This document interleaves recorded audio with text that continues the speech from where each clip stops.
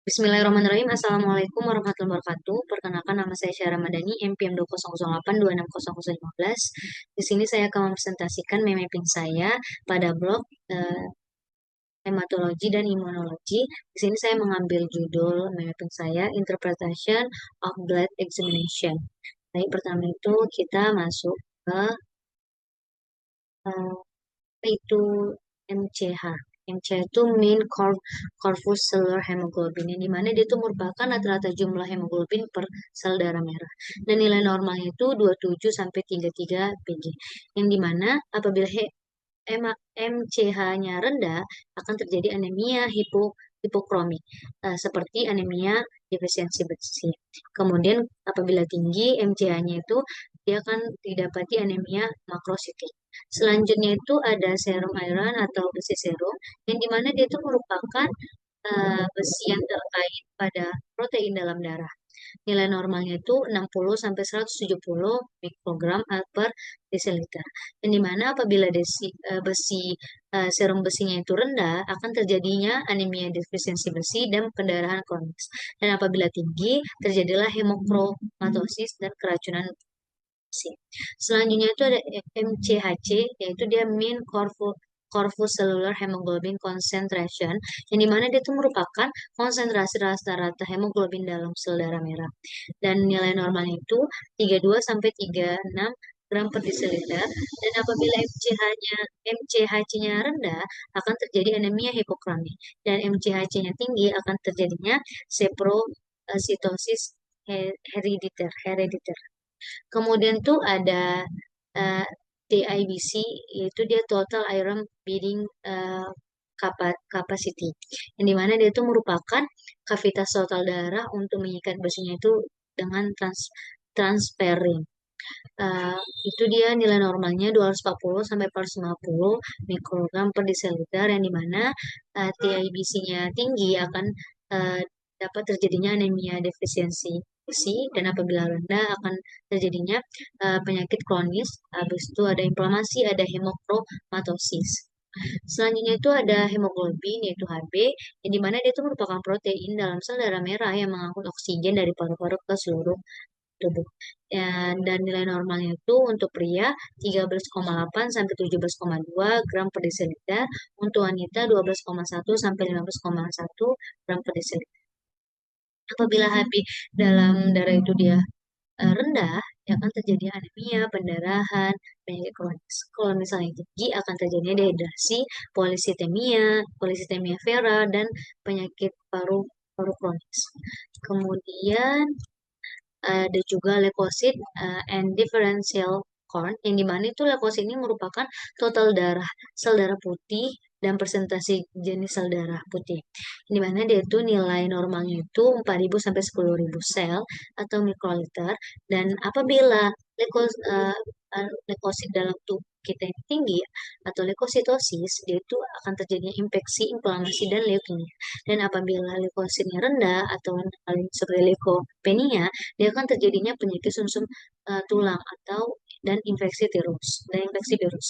Kemudian ada differential account, yang dimana itu nilai normalnya differential account ini dia itu ada neutrophil, limfosit, monosit, eosinofil, dan basofil.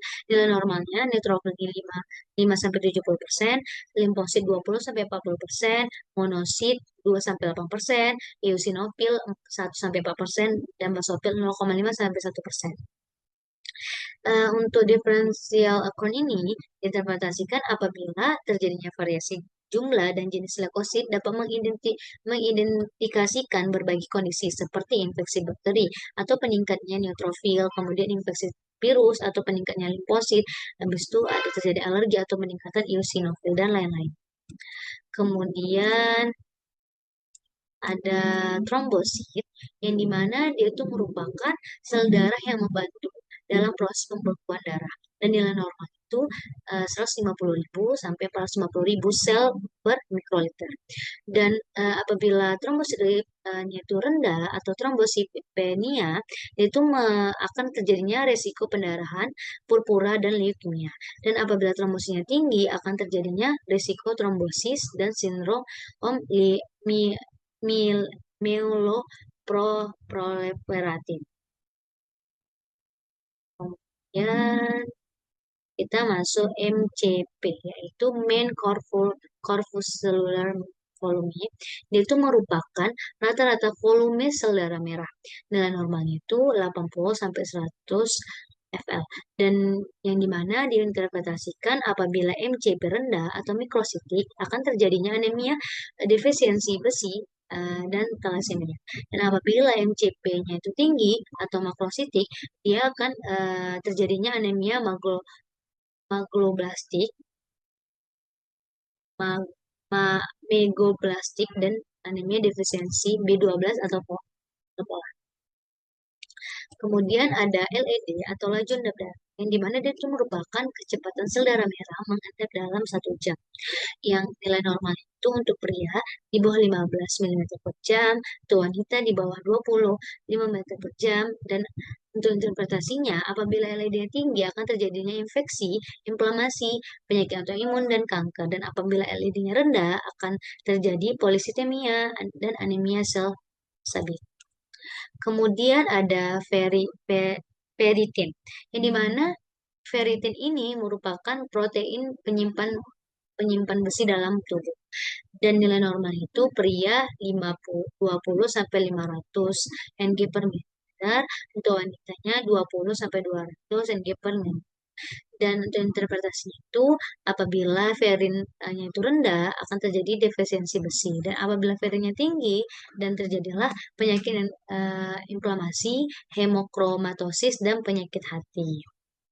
Kemudian ada hematokrit atau HT, yang dimana dia itu merupakan presentasi volume darah yang terdiri dari sel darah merah.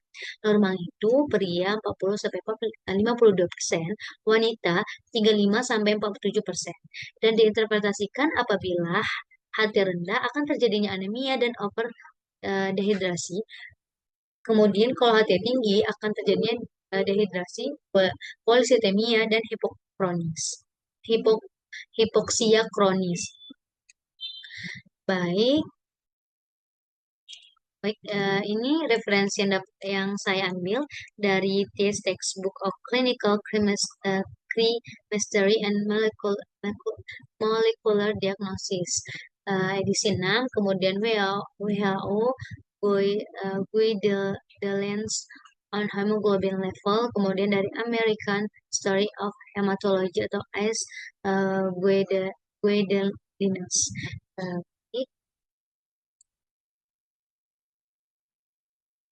Baik, itu saja yang dapat saya sampaikan. Kurang dan lebihnya saya minta maaf. Apabila ada kata-kata saya yang berbeda, saya minta maaf. Mungkin saya bisa mengucapkan ah, alhamdulillah, alhamdulillah. Baik, assalamualaikum warahmatullahi wabarakatuh.